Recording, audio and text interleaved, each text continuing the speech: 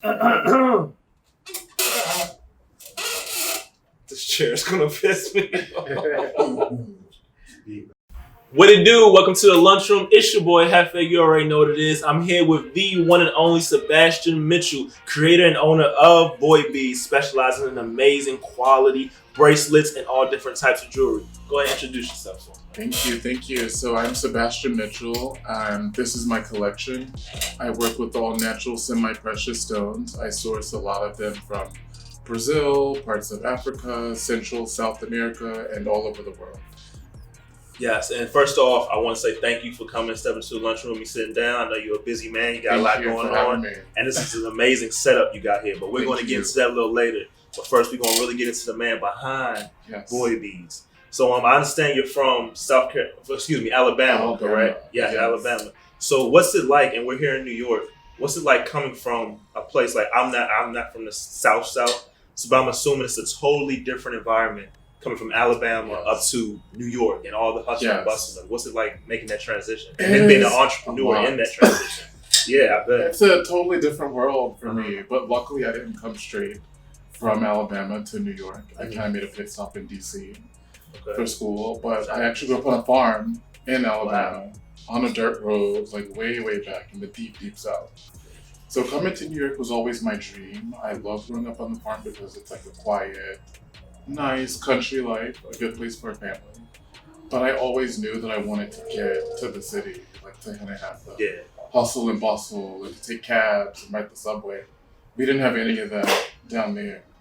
So coming here, it's for me, it's kind of like the best of both worlds because I can have the New York life and then I can go home when I need a retreat. Exactly, it's that break from it all. Yes, and that's so important because I think being in New York full time, like all year, it's just too much. Like when you get here, you need, somewhere quiet to go to kind of recharge before you go back. For sure. Was it a process for you to transform into this person that handles what comes with being, even in DC? DC's like the middle ground, and then you stepped up to the city of New York. Was it a transition that you had to learn, or was it always in you? Like, was it, I'm meant to be here? I'm from Alabama, but deep down, I'm meant to be in this type of place. I definitely had to learn. Yeah, it was.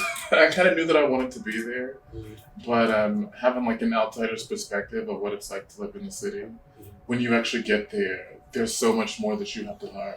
Yeah. I would call my mom so many times when I was lost on the train. Oh. Even in DC, I took the wrong train and now I am. Mm-hmm. So coming to New York, it's like, okay, this is a different world. You can get lost right here in the city.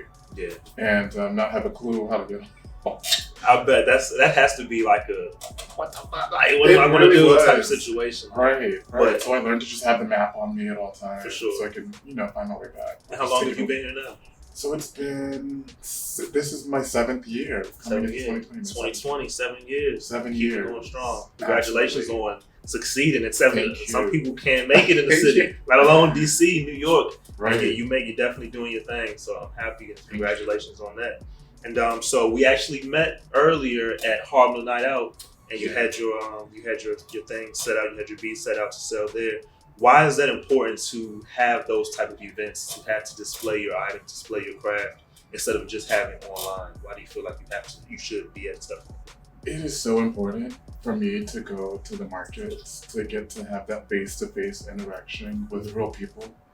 Because like you said, I'm online only. So I've had customers since I started in 2011 who've been ordering from me online, and I'm just making bracelets, making necklaces, and shipping them out. But I never know where they're going. I know the names and I know the addresses, but these are just, people I don't know. And sometimes they'll come to the pop-ups to meet me. And it's so good to put a name and a face with the name and to feel the energy and to have a real talk and to know who they are. Or just to get their reaction about the collection. Yeah. People really get to feel the person that's when you feel the person that's making these, you have a deeper connection. I see, I've met you, I like you, you're a great guy. Now I'm even more interested in. And it all ties back full circle. Mm-hmm. Yeah, for sure. So what's the process of making these? Because as I look at just these, and I'm sure you have many more, they all look very different. So it's not like you just have you order and just have a stock of bracelets. No. lot goes into it. So what's your process in creating? Absolutely. I'm happy you recognize that. For sure. That's part of why I do what I do, creating custom art. So everyone is different. Every bracelet online has a name too. So I have over 250 different bracelets, and they're all like children to me, kind of. So I've had people say, hey, you need to take some things off the website. You have too much going on. I can't find what I'm looking for. Mm-hmm. And then I'm getting that now, but it's like me, I'm kind of like a parent to them. Of course, yeah. So I get attached to them. So there are bracelets I made in 2011 that, I don't want to take them offline because I have that attachment and that connection. But I'm learning moving forward into 2020, like kind of to scale it down, to focus on one collection at a time. Mm-hmm. But everyone is very different, and I don't go into it thinking, hey, I'm going to make a bracelet that looks exactly like this. Mm-hmm. There really is a process. Yeah. So I have to be in the right mood to create or to design. I can't just force it out. It's kind of like writing. Mm-hmm. Yeah, you have to be in the right, or creating any type of art. You're going to be able to tell that it's forced. Right, and it's not going to be good. It's gonna look rushed. It's going to look forced. It won't flow. You don't want to have that manufactured look. Right? Exactly. It's like, as I've done my research and I have my own on right now. Yes. You see me out here, but like you see that.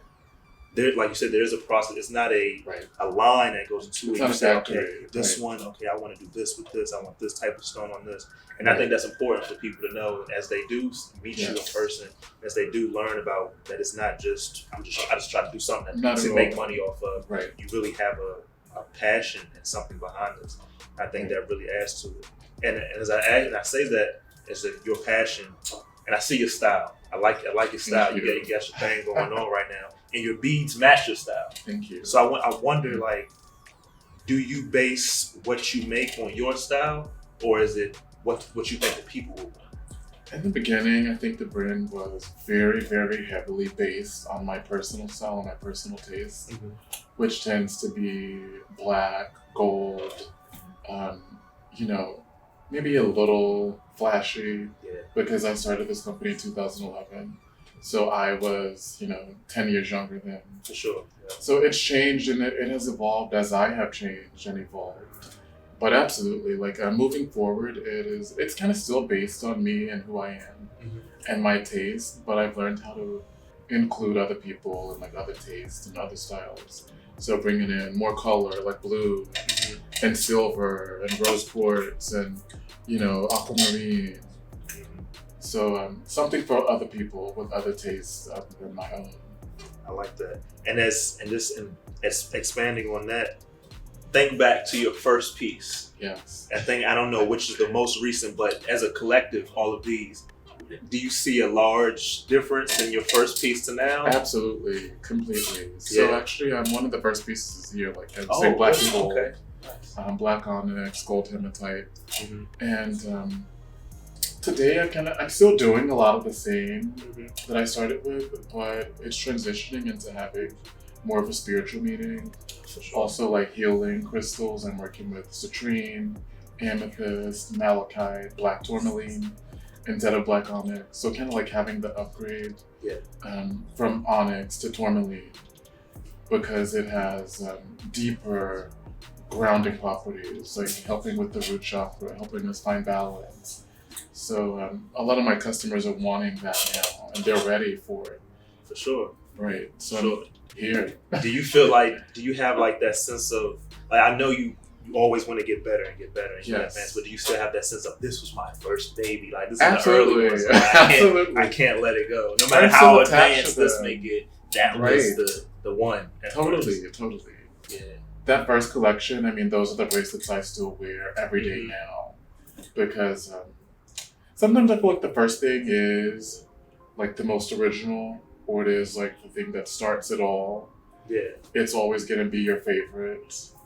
And for me, it is that way. I could dig that. I definitely can feel like I said, it's your baby. Like it's branched out to all this. And that was kind of like the foundation. Yeah. Like you said, okay, I love this. How can I make what I already love even better? Totally. And even with my first car, like it was It's an old 1995 car, but I love that car so much. I would keep it clean. Because it was your first car. Exactly. I feel you on that. And you wear your own stuff. So do you treat? I do. You treat it like say a sponsorship, or do you wear other stuff, or are you advertise your own I like thing? to mix. I do like to mix, but I always have something of my own on. Okay. No matter what I wear, I have to have something of mine on. Sure. But a lot of my friends are like in design or like fashion or jewelry. So I tend to wear things that they create too and like pair it with mine. Okay, I actually like that. That's great. Leads to collaboration. It's just and it's that sense of community. Like you're doing your thing. You have people in your circle that do your thing. Y'all just keep it good. Right. So I like that. And again, that goes back to the person behind the product. Like if you're not all about let me get this product out. No, it just so doesn't much work. more to it. Yeah. So much more to it. So much more. But I'm not going to take any more time away. You have a lot of amazing ones here that I personally want to hear about. I know that people want to hear more about. So I'm going to step to the side and give me a drink. Absolutely. You know what I'm saying? Yeah. I'm going to let you do your thing and describe to us what most of these mean.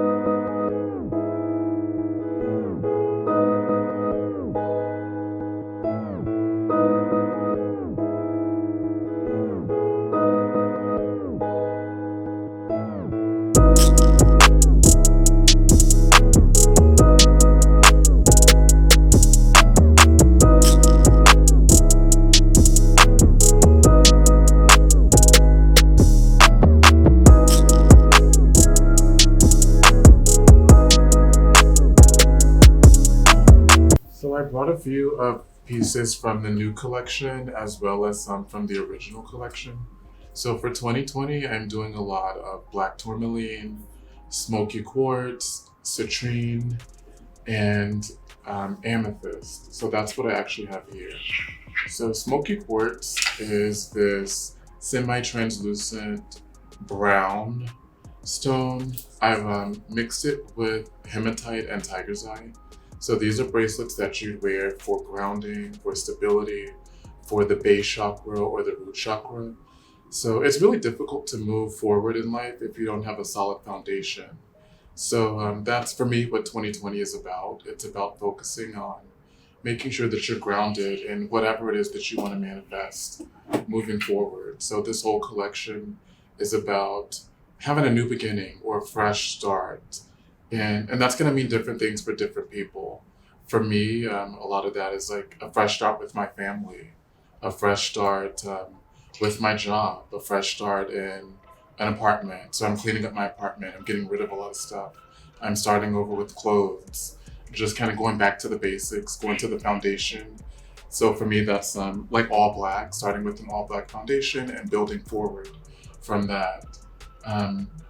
The other collection I have citrine. So citrine, black tourmaline, Dalmatian jasper, and tree jasper.